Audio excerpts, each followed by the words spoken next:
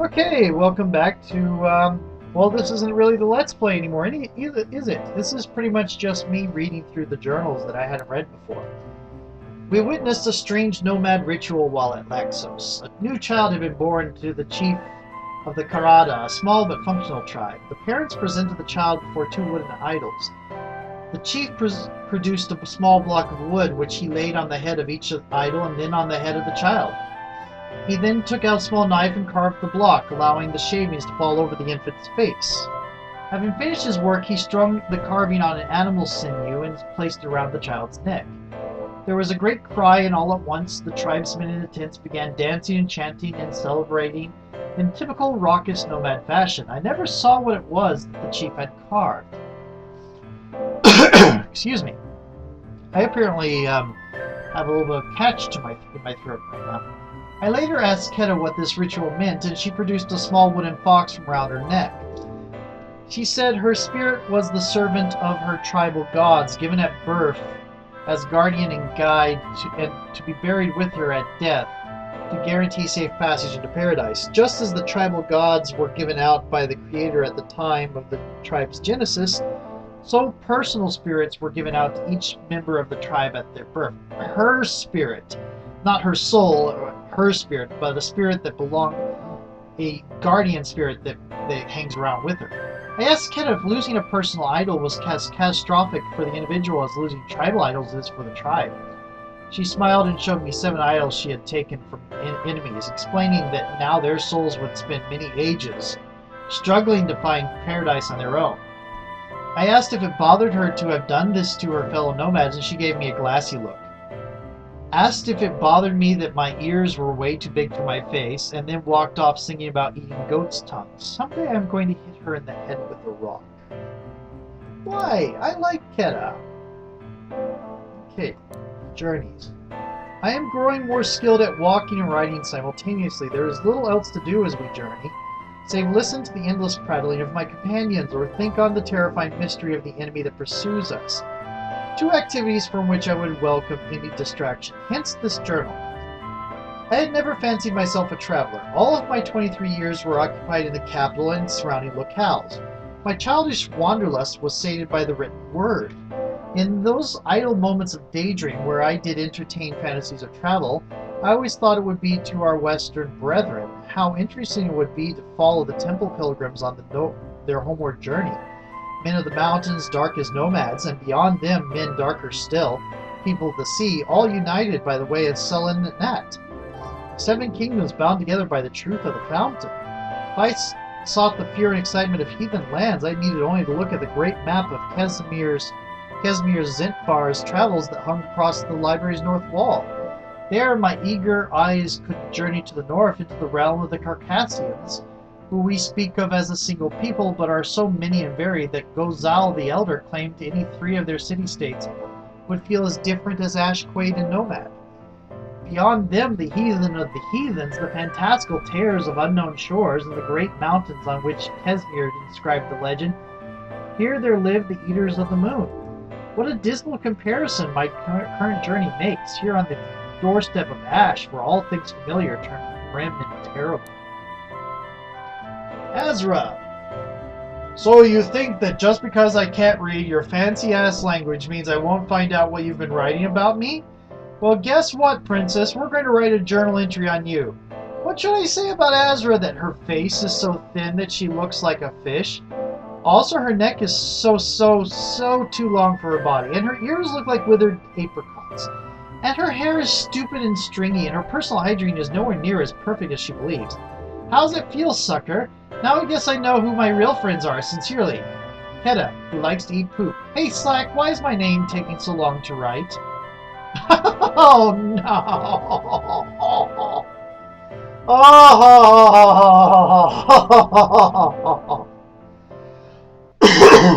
oh, lovely.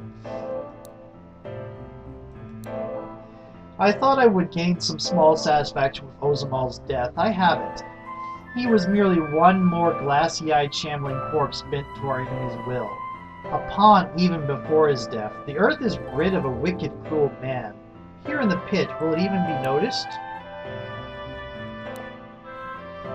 I suppose it was foolish of me to expect anything in the pit to resemble home, but I was still shocked to see the Selene monastery here. It is an imposing, ominous structure, more fortress than temple. I understand the necessity of these precautions, but it's difficult to reconcile the temple fountain I grew up with, where even the guards carry blunt weapons lest they sow chaos and destruction in the birthplace of harmony. What a reassuring thing it was to dip my hands into the fountain, knowing that I stood in the same place as every believer before me, all the way back to Selenat himself. Here I was, a humble servant, separated from kings and prophets by nothing more than time. Just as water rises as mist over the valley, falls as snow on the mountains, rushes in rivers down to the sea, so each man born of the same essence must serve the different roles of his time and station and so achieve harmony within the celestial machine. I wonder now what role I am to play in this lawless and terrible place where harmony and wisdom seem faraway fantasies. There is some comfort, I suppose, in this fortress temple. Are not these monks serving their purpose? These imposing walls and warlike defenses are nothing more than the adaptations that allow the spirit of Selenat to be served here in this lawless place. As the great man said himself, the truth remains the truth, be it written in any language. These defenses are nothing more than the language of the pit. The truth inside remains true. Bakal. Reverend Elder Bakal is an oasis of sanity in this den of chaos, though the speed of our flight leaves little time for conversation. The few fleeting words I can exchange with him have helped my spirits greatly. I wish I could offer him the same. There is some internal anguish tormenting him. I can see it now and again broiling beneath his placid monk's face. It is very obvious that he was once a soldier. The scars, the bearing, and mannerisms all point to a warrior's life. I discovered at the monastery that he is not actually of the priesthood, though all that know him call him Reverend Elder anyways. In fact, he holds no position of authority, at least not in any official capacity, yet his peers regularly seek his counsel and follow it as if he were a superior. The Lord Abbot himself seemed a little more than a close disciple. This current adventure seems to both agitate and inspire Bakal, as if his soul somehow hangs in the balance. I can understand now why Bakal would fear him. Every now and then I see a determination in his eyes that rivals that of our pursuer. I just pray that Bakal will one day be able to find for himself the peace that he gives to others. Holomon's description of Quaid royalty is no exaggeration. Rinna is indeed paler than the moon and twice as distant. If I may expand upon a classic, I would add 4 times as mercurial. I have never seen anyone shift through so many stages of madness at such speed. Even Slack is consistent in his insanity. Rinna is a raging ocean. One moment she seems devilishly knowing and the next hopelessly naive. Often her actions have the feeling of a well-played ruse, yet just when I feel my suspicions confirmed, she will be taken by some childishly dangerous madness no rational actor would expose themselves to. Sometimes I think I can see behind the madness to a girl much like myself, scared and alone and saddled with terrifying power. I wonder if she can see this herself. Here we go. Nomads. It has been a very interesting seeing firsthand the nomad tribes. The indigenous people occupying the steppes and mountains between the cities of Ash and the Quaid Empire. Over 100 different tribes were documented by Cantabald Palamon during his great excursion to the east, though I believe many of these to have been lost to the ravages of war. Here in the pit I have met members of 27 different tribes.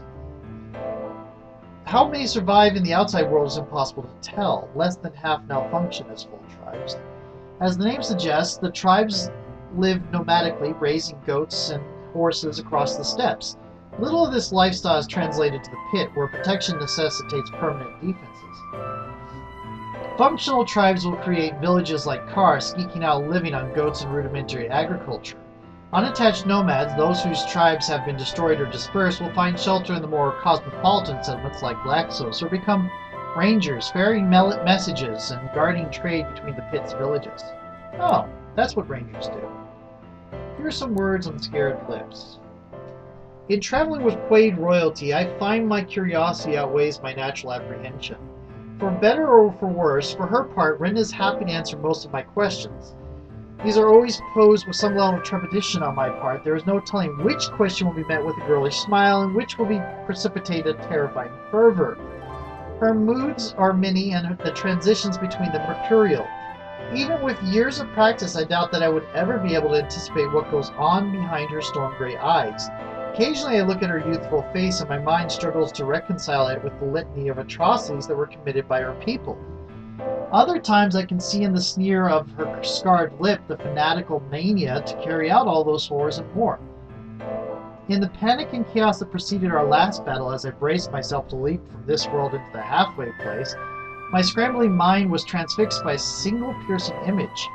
Rena stood with her head bowed, hands gripping her staff till her knuckles showed white-hot against the duller ivory of her flesh. Her eyes were screwed shut with the intensity of someone who believes the outside world can be forced into non-existence through sheer willpower. Her lips mouthed strange quaid words over and over till the rhythm of it surrounded her like tumultuous flood waters. She was trembling. I saw her for the merest fraction of a moment, but it seemed a glimpse of the eternal, as if this strange pale girl would stand whispering her fury to the world's end and beyond. After the battle, I asked her what it was that she was saying. She took a moment to translate the words into her surprisingly proficient Ash. Flame guide me, flame consume me, burn my brittle heart to ashes and replace it with your will. By the time she finished the last word, she was shaking. She followed my gaze to her trembling frame and apologized sheepishly, explaining that the holy anger had taken her again. I find my mind drawn again and again to the image of her trembling body in the throes of holy anger, fearsome words on scarred lips. What will happen as we enter these quaid ruins? I hesitate to imagine how the tempest of Rena's mind will weather walking through the bones of her dead empire. Jewel of the Desert. One moment. Oh, day, night, I get it. I had often wondered how the homes of our great enemies to the east would appear. The war seemed an intangible terror in the capital, communicated only in the grim reports of daily losses and the lamentations of the numerous crippled veterans begging in the streets. After a life of shapeless fear, the sight of an actual quaid city is a strange experience. I am struck by the beauty and ingenuity of its design, but more than anything else, I am shocked by its familiarity. I see all the details that mark a city's life: the worn cobblestones of the well-trodden street, the monument augmented by the vandalism of generations of youths, the market stalls arranged just as they would in any other city. It is no difficulty at all to see my own father sitting at the street corner, laughing and cursing and swapping stories with the other old men of the city. And yet the people of this place destroyed Turna and killed its inhabitants, every man, woman, and child. The fox. When I was a child, I once found a dying fox in the gardens surrounding the royal library. How this wild creature had reached the heart of the city is a mystery to me, but his presence had caused the silent patrons to forsake their meditations and attack the small beast with stones and fallen branches, their anger turning the gardens around them into an armory. Broken and bloodied, the fox had dragged himself into an alcove to die. I could hear his small whimpering breaths from the path where I walked with my mother. I darted away and slipped into the doorway of the alcove. The fox froze at my appearance. The whimpering stopped in his red mouth. He met me with silence, containing more pain and anger than any warning growl ever could. His eyes stayed locked with mine as my mother pulled me back to the path and out of view. I am reminded of that moment as I sit here waiting in vain for sleep to take me. I brace myself for violent tempests, but Rena has walked these ruined halls the whole day long in dispassion, seemingly unaffected by the signs of death all around her. I kept waiting for the storm to break, but when it did, it was not at all in the manner I anticipated. As I searched the halls and tunnels for this ruin for any clue to our whereabouts, I stumbled across a small scrap of parchment, covered in the burns and stains of violence. Full half of the text had been destroyed. As if the horror of the battle was so fierce, even words could not escape. What remained appeared an elegant but hastily written quaid. I presented it to Bacall, but he pronounced that the remaining script had no pertinence to our quest. He seemed eager to remove it from his gaze. I do not know why I did what I did. I would like to say I spoke to her out of desire for friendship or even simple idle curiosity, but I fear my actions were born of a hunger to hurt the only available target for all my fear and hate. All my life the quaid have been the invisible source of all anguish. Perhaps I merely wanted to see one suffer the pain of loss they so frequently inflicted upon us. Perhaps her calmness irritated me, or perhaps I envied her strength. and wanting to break it. I do not know. Whatever the reason, I took the scrap of parchment and gave it to Rinna. She disappeared into her tin and returned sometime later with a freshly inked translation on New Sheepskin. It reads as follows.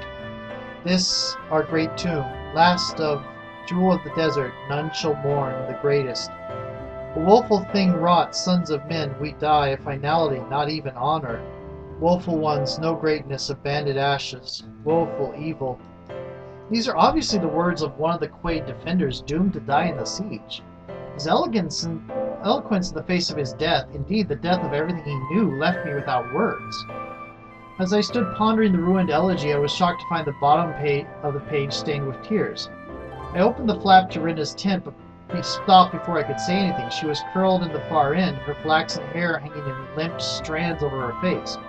Her fox eyes, incarnadine with sorrows I could never know, met mine. It was the same silence as all those years ago, heavy with more pain and anger than any words could ever hold. I left immediately, but the image still haunts me. This time, I threw the stones. I've got a poem for you. Muscles to me count, sexiness so much, con, carissa, bastions of power and glory. An amazing thing wrought, the abs of slack, all greatness, mesmerizing glutes, glistening, powerful. The missing words are because I flexed and the fabric of reality tore. Okay. Have I become so accustomed to the company of lunatics that I no longer believe in sanity? Marcos is courteous, intelligent, generally well-intentioned, sometimes even funny. Hell, he even believes in personal hygiene. I keep waiting for the other shoe to drop. There's got to be something wrong with him, some quirk, some pet peeve, some irrationality. If I've learned one thing through this entire adventure, it's that there's no normalcy in the pit. It's the mustache, isn't it? He's hiding all the crazy behind the mustache. To Lady Azra Livbar, from Marcos Cashentir, where her name means of the library, Knight of the Host of Ash. Lady, with extreme deference to your position as commander of this party, I would like to raise some reservations about your choice of company.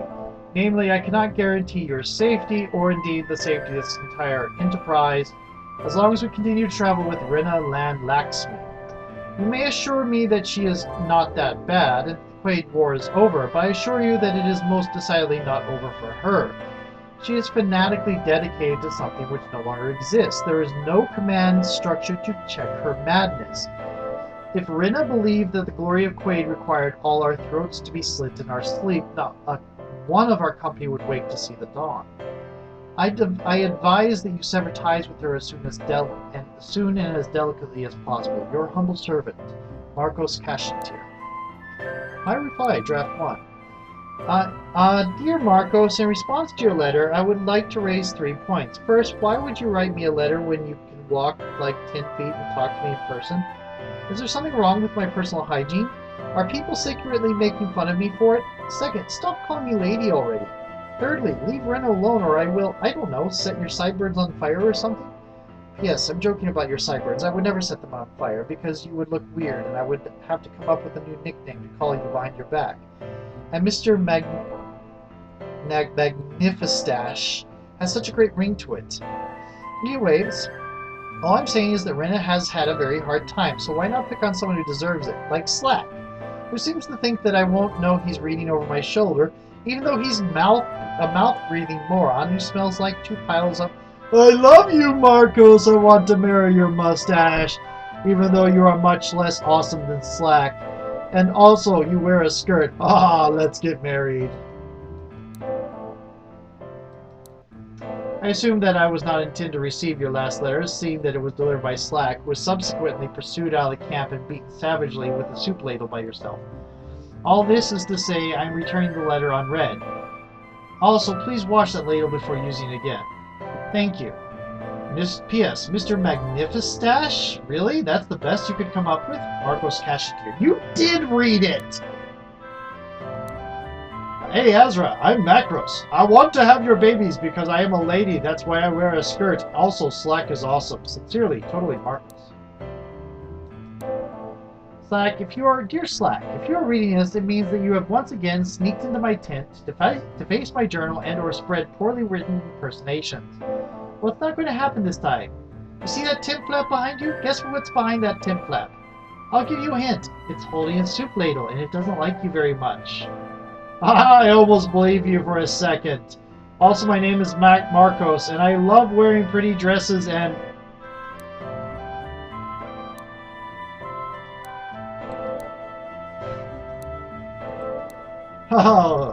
Oh, okay, so she laid a trap for him. Holding a soup ladle, and it doesn't like you very much. I have heard about dragons many times. They were a childhood obsession of my cousin's, and she hungrily devoured any legend I could find at the library, from Polomon's scientific postulations to nomad folk tales. These stories were then regurgitated to me in typical childish fashion, backwards and scrambled and without pauses for breath. Despite the quality of the lectures, a good deal of the material lodged in recesses of my brain. Now that I keep company with a flesh and blood dragon, I find these childish lessons flooding back. Over the course of this adventure, I have learned to expect my preconceptions to be largely inaccurate when confronted with the living subject of my study. However, in this instance, I find my education spot on. Niru is a fat, greedy, selfish, haughty, overgrown lizard given to hoarding and delusions of divinity. Such a powerful creature is indeed a very real danger. She has expressed no qualms whatsoever about consuming members of our party, killing anything that mildly irritates her, and generally treats all mortal things as beneath her. Superiority is often the champion of ignorance. Niru has in her possession a treasured goblin-sized goblet. Had she not felt the written language of ash beneath her, she would know that the inscription actually states that the artifact in question is nothing less than Lord Redamal's chamber pot. Whenever I become exasperated with her airs, I need only think for gleeful use of this goblet.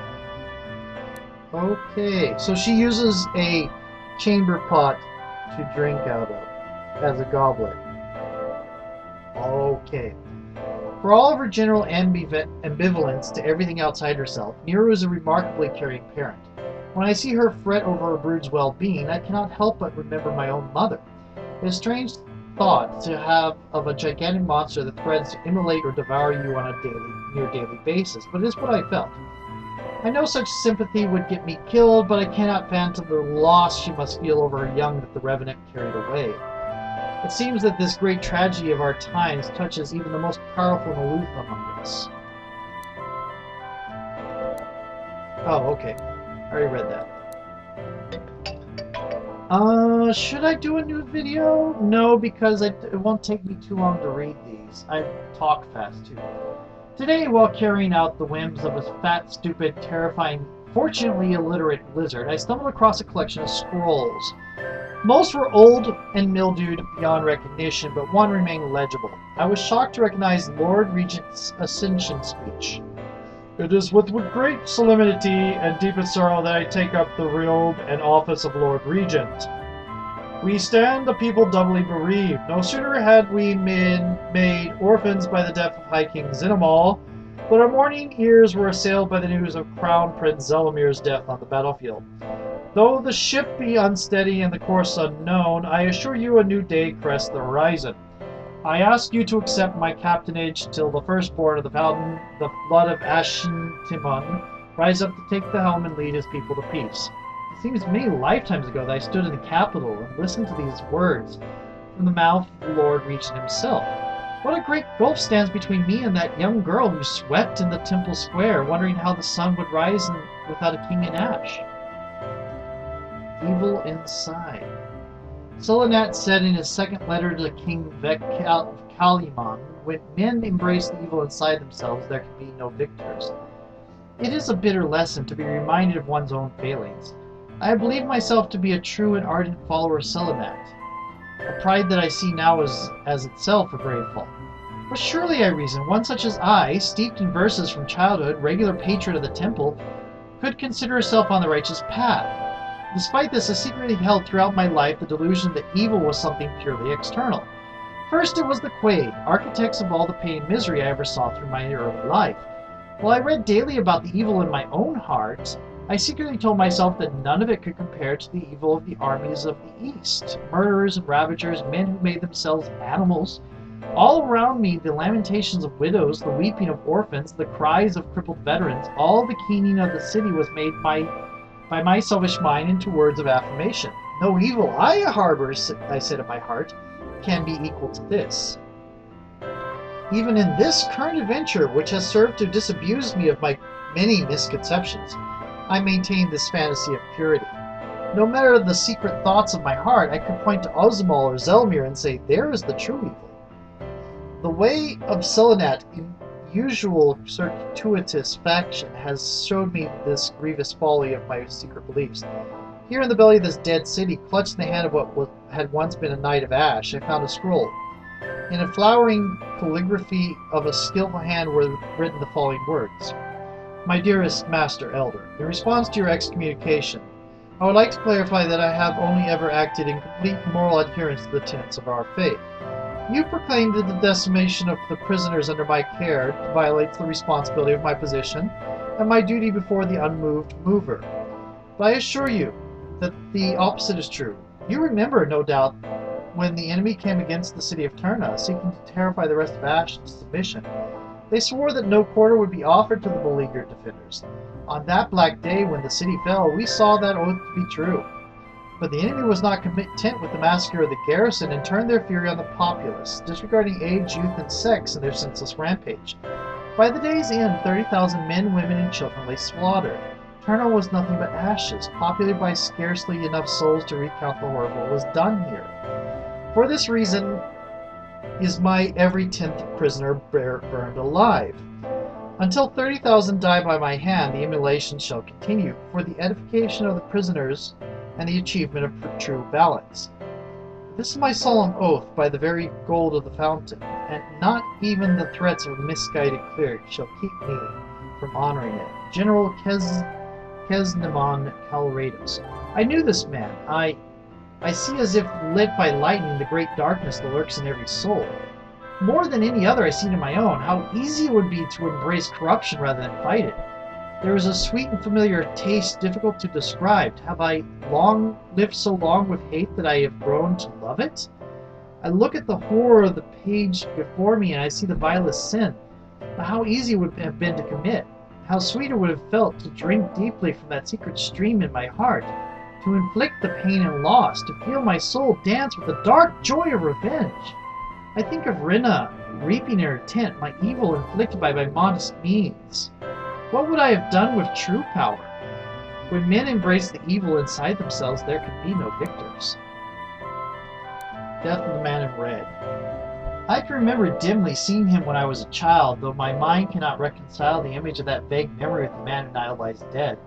He wore his hair long then, in the style of the eastern provinces, and much of his face was obscured by the ponderous bandage that wound around his head and over one eye. Indeed, it was only by the hushed reverence with which my mother drew me back that I knew he was any different from the other crippled veterans who joined us at the temple fountain. I remember how he lifted another soldier, crutch-bound, with an empty sleeve where his right arm should have been, so the younger man could drink from the fountain. I remember how he continued standing long after the younger man limped away. I remember how the light caught his tears that ran from his uncovered eye down his beard and into the pure temple water. And now he is dead, and I have killed him. To become a regicide is a bitter feeling. It was the only reasonable thing I tell my mind, but I have still spilled the royal blood of Ash. He had so deviated from his purpose as to endanger the entire order of beings. Still, the feeling haunts me. It is the first time I have killed a true man of flesh and blood. Rinna oscillates between glee and anger, cursing his name as if she could kill the dead all over again. I suppose this isn't an entirely vain desire given our actions over the last weeks. What haunts me most of all is the revenant that still hound us. Their leader and creator is dead. How can his will still drive them? I ask the question and already know the answer, though I do not wish to admit it. It is not his will. The feel is different. Another hand guides them. I have felt the strange power Zelmir spoke of, the evil sealed by the blood sacrifice, et sleep to know. I must express some disquiet with the ghost town in which we find ourselves visitors. While the various necessities a company such as ours have been met by the same assortment of merchants and tradesmen found in every settlement of the pit, the people here feel unsound. They are quaid, mostly, and carry themselves with such quiet fervor I find myself secretly cataloging escapes whenever one of their number addresses me. Marcos especially seems agitated. He has spoken very little about his time in the war, but I can tell their speech and dress brings back evil memories to his mind. He no longer jokes as is his usual wont, but instead paces to and fro, fidgeting to keep his hands away from the grip of his sword. Even the rangers and other mercenaries who work for whatever scraps the town can give them seem distrustful of their wards. Everywhere is found great stockpiles of the explosive crystals. Despite these numerous reserves, the Quaid populace continues mining, eager to feed a war machine that no longer exists. All of this was disquieting enough, but then Rena entered the village. The last of the royal line, the child of the cosmic flame, wherever she went, hungry eyes followed. Within moments, the entire village had quietly gathered, huddled in their doorways, ravenous for whatever scraps of purpose she would drop. Of a sudden, a man broke from the ranks of the crowd. He was clad in rags, foam-flecked his wild blonde beard. With a cry that was half scream, half laughter, he hurled himself at her feet, groveling in the mud, clutching at the hem of her cloak. It was as if he had broken some invisible barrier. All at once, the populace descended upon Rena, trampling one another just to reach out and grab a hold of her clothing. I saw an old man bawling like a child as he rolled in the dust, clutching to his chest a handful of her golden hair. I tried to make my way towards her, but the crowd repulsed me. For a fleeting moment, my eyes met Rena's. They contained a look of such sheer terror as I have never before seen. She disappeared into the grassy hands of the crowd. Men held aloft strips they had torn from her cloak. I was summoning up my strength to draw her with me into the halfway place when a word of command shook the entire crowd. The rabble fell silent. Many of them trembled. Rena stood atop the roof of one of the village hovels. Her hair writhed wildly in the wind. The tatters of her cloak billowed like the sail of a warship. A small trail of blood ran down her forehead. With a voice stronger than any I could imagine her small body capable of, she roared and quaid. The people prostrated themselves. It seemed to me as if an entire host joined her words. I am Rena Lan Lakshmi. I am the flame that rises from the ashes. She bellowed and quaid an ash nomad. The crowd retreated, bowing, not daring to turn their backs to their empress. Slowly men came forward to drop offerings at her feet, knives and axes, homespun, cloth, the best of their meager possessions. This continued till nightfall. The stock of crystals has almost doubled since our arrival. Oops, I did not mean to close it. Okay, black robes. Slack has begun gathering the blood-soaked robes of the fallen cultists for some project I prefer to know nothing of. It is strange to see the faces behind the masks, though they be twisted with their sudden transformation to Revenant. They are mutilated, many of them, with what I can only assume are self-inflicted wounds. Despite all this, one could still see the men they once were. At one time they would not have seemed out of place in the company of nomads. Rita is strangely joyed to have faced them, as if to fight the same enemy as her grandfather is to share in that hero's glory. The cultists, as she explained to me, were once the greatest threat to the Quaid Empire. United under the banner of a central matriarchy, the madmen were a kingdom in their own right, launching full-scale invasions to feed their never-ending appetite for sacrificial victims. Generations of Quaid fought them to a standstill, but it was not until Rena's grandfather that the Empire was able to go on the offensive. His victories were swift and brutal. Apparently, after generations of success, the cultists had become victims of their own degeneracy. The once powerful institution of matriarchy gave way to a disorganized ruling class of high priests, each eager for his own power more than the good of the whole. Without the centralized authority of the Queen of Many Devils, as the Quaid termed the office, the cultists were unable to provide a unified resistance and fell under the might of the Quaid offensive. Until the coming of the plague years, Renner and her people had believed the blood cultists all but exterminated. Now in this time of chaos, it seems the madmen have returned, fueled by a power new and dark. The timing is no coincidence. Etzli Tanok has found his minions, men who willingly sacrifice their humanity for his sake. Keta called them the tribe's anathema, which coupled with their appearance leads me to wonder if these men were not once nomads such as she. What would have persuaded them to take on the life they now have, or had, my mind cannot fathom. Keta remains reticent on the subject beyond her initial, almost giddy statements given in the immediate aftermath of battle. She has nothing more. Apparently it is one thing to celebrate a victory, and another entirely to indulge the obnoxious curiosity of a foreigner. Perhaps my inquisitiveness is thoughtless. When she believes no one is looking, I see Keta fingering the fox eye around her neck, her eyes flitting nervously among the fallen forms of our new enemies.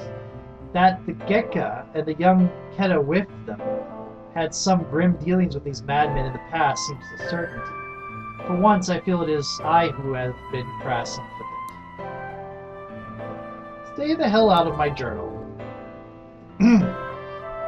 As I walk through the newly exhumed ruins, relics of the past malevolently thrust in the present, I cannot help but think on the mind-blowingly sensual allure of Slack's rippling musculature. Khan and Carissa prey upon my mind, their rhythmic undulations haunting my dreams. I thought myself captivated by Marcus's mustache, but I see now how his weakly armored form pales in comparison to the glistening abdominals of a real man. To stand in the same room as Slack to scent his rugged musk brings on the madness. It is called the Slack fever. There is no cure. Indeed, I think nightly on the woes of my afflictions and wonder how on earth Slack got so skilled at riding at a full sprint. I also wonder how I'm going to bend the ladle back into serviceable shape.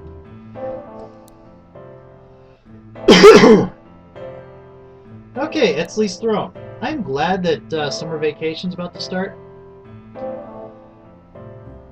This probably will publish sometime after summer vacation has ended. Summer vacation here being about 3 weeks. Slack sits casually on the throne as I write this, Etzli Tanok's throne. It was an act that made me greatly uneasy at first, but why should it? What respect does evil command? This golden man is nothing more than a bully grasping at godhood. There is something fundamentally pathetic in this kind of evil. It smacks of the same self-delusion of would-be great men. Look at this place, an entire palace dedicated to reinforcing a self-created image. Look at me, it screams. I am the true face of power, Etzli Tanok, the god, impotent in his crystal cage. Peace. What a strange and exotic feeling it is to be hounded by no enemy. The only thing that hastens our journey is our own desire to reach the exit. And now with the last foe fallen, I stand the only mortal to ever know the secret of Dragonfire. Rena looks at me with strange envy. She bears the curse of hell. Now I, in her eyes, have received the gift of heaven. I end this entry with a somewhat rueful realization. For the first time since the genesis of my plague-born abilities, I am capable of performing the oft-requested act of melting someone's face off. My face melted off years ago. That's why I grew this terrible mustache, to hide my shame.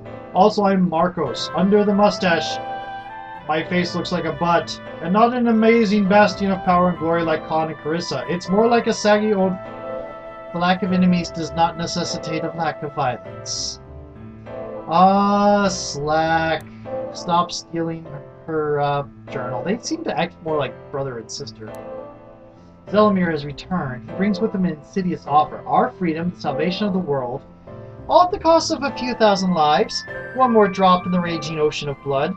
Nero is beside herself. Rita practically froths the mouth. Here is our escape. Every choice is fraught with danger. To oppose Zelimir, I risk my life, and the lives of everyone that would fall before Etzli Tanok freed. I risk the fate of the world, but to follow his plan, I risk my soul. I wish I could have died in ash. I wish anything to be spared this choice. Oops, I clicked exited again.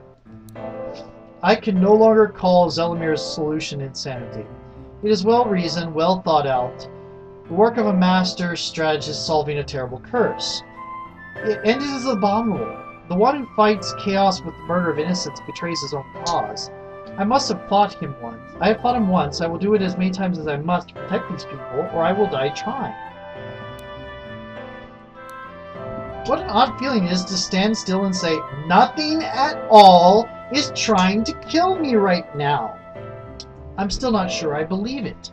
I keep waiting for murderous sheep to charge down the library halls. So far it's just been a mouse, which was quickly dispatched with Palamon's treatise on the right functioning of plants.